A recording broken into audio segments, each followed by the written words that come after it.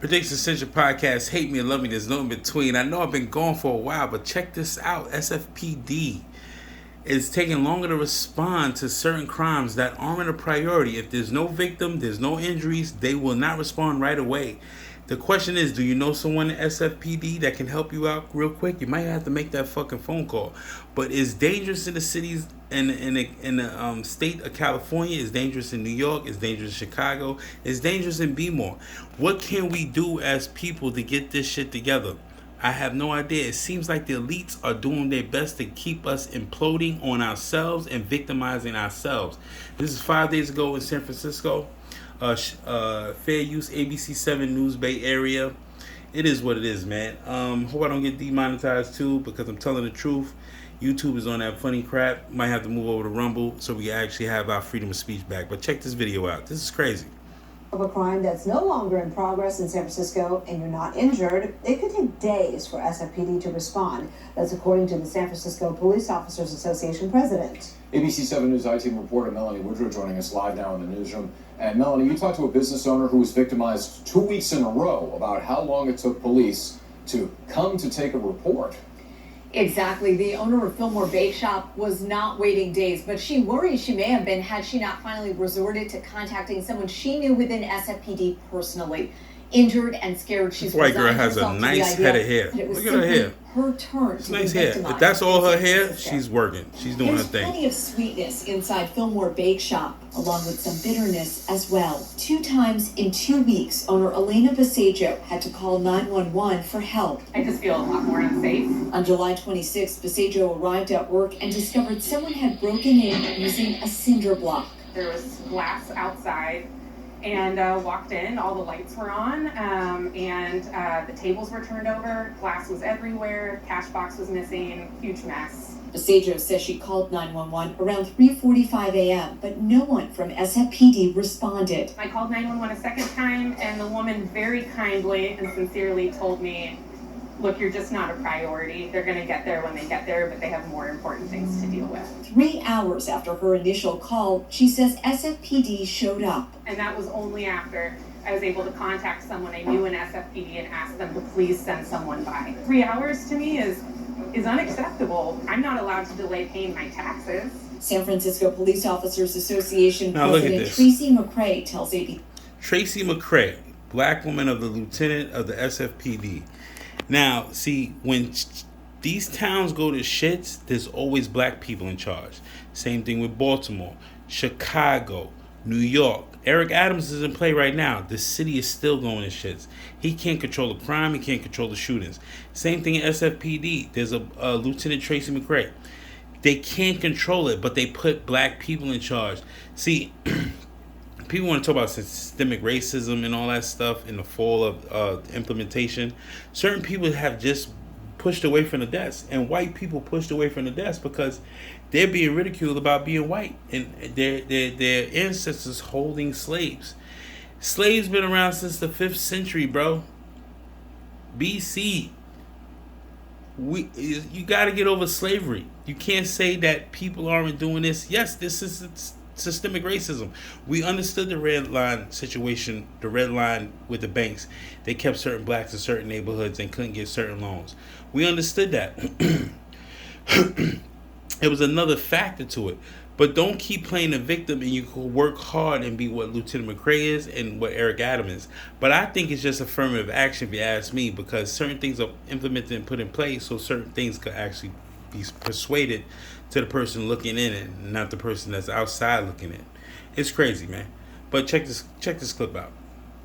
ABC 7 News, when a crime is over and there are no injuries, it is a C priority call. I personally know that there have been C priority calls that have come to the police department, and it has been days before a officer has gotten out to that location to even take a report. The response is definitely tied to the number of officers we have out there to handle these calls. We're way below where we should be. SFPD tells the I-Team it cannot confirm the response time for this specific incident, but that it understands the frustration when calls for service take longer than expected. By email, an SFPD spokesperson said the department is currently short 599 officers. Also, that SFPD is on track to hire 100 officers over the next fiscal year. After replacing a broken window and stolen cash box, It really was just our turn. 8 days later, Basejo needed police help again. On August 3rd, she says someone came to the bake shop before opening and asked for food. I have to let them know that unfortunately I can't do that.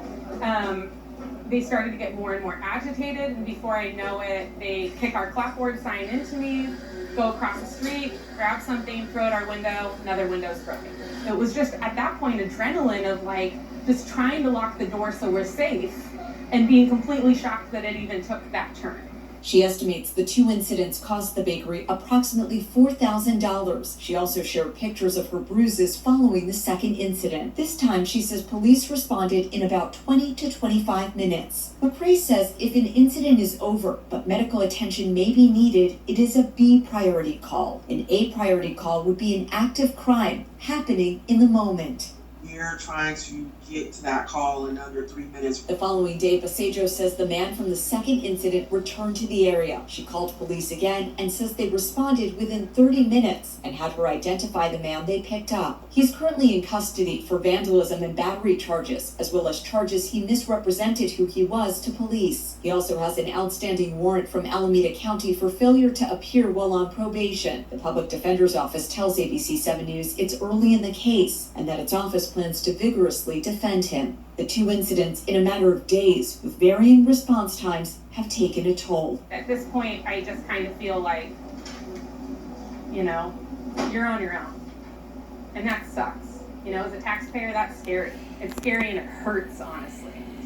Now we come back to the East Coast. Same old crap. East Harlem smoke shop worker shot in the groin. Fair use, Fox 5, New York. It's Gotham City all over again, man. We need a savior, like you said, man. Where's our savior at? Ain't no Batman or Bruce Wayne around here in the outskirts, off in Wayne Manor. Check the story out. Reason to be on high alert tonight following a gunpoint robbery in East Harlem. A customer was pistol whipped and an employee was shot when he intervened. Fox 5's Christine Russo has details on how the violence unfolded. I made it from the back room and locked it because I was like, this guy has a gun and a knife. It's like, it's over at this point. 22-year-old Tariq Nieves is still in a state of disbelief Saturday. He didn't want to show his face on camera, but says he's just grateful he survived what could have been a deadly night. They acted like they were doing, like, they were just normal customers, and then out of nowhere, one of them pulled a gun out, the taller one, and he pointed it right at me all the way from back there to like there. It was like a silver revolver. Nieves says he was hanging out at his friend's store, the Essex Convenience Smoke Shop, on 116th Street in East Harlem, when two men walked in and tried robbing the place around 11:15 p.m. The men, who, according to Nieves, were wearing blue face masks and hoods, pulled Nieves out of the back room of the store and hit him in the head with the gun. Then, police say the store clerk jumped in and started wrestling for the gun, but was shot in the groin. The 34-year-old clerk is still recovering in Harlem Hospital.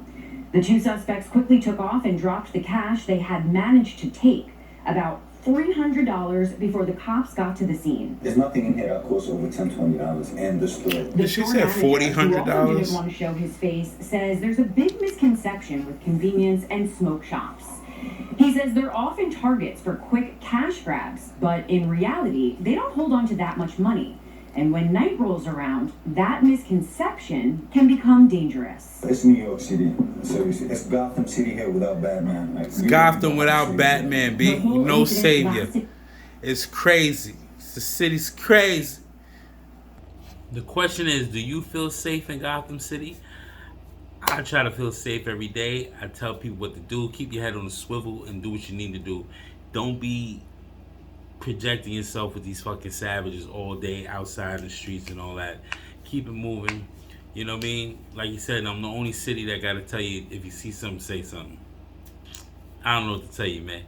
A lot of people don't deal with the police, but then again, ain't no police to save your ass anyway when shit go down.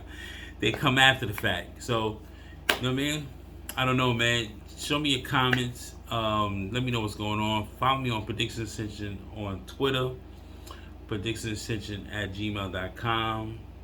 Like, comment, share, subscribe. Help me out with this algorithm, man, because YouTube is on some freedom of speech taking, if you ask me. They probably was going to take forever to upload this fucking video like it took days to upload other videos. It's getting ridiculous, man. I'm going to have to go to rumble.com and do what I really need to do. So we'll be really more opinionated and tell you about how the streets really is looking out here. But it is what it is, man. Safety comes first. Protect your own. There's ways to do it. Them store clerks shouldn't have to deal with that shit. They should have a pistol. Because as soon as you pull out, you shoot at them. But then again, New York City, the gun laws and all that stuff, if you're defending yourself, you're going to jail. And defense attorney Bragg is going to want to bring charges up on you, but not the goddamn the actual assaulters, which is the goddamn robbers. It's fucking insane, man. The place is going backwards. New York always been a blue state. Blue states is down with the blue states. It is what it is, man. Make America great again. MAGA 2024. We'll be back. You already know.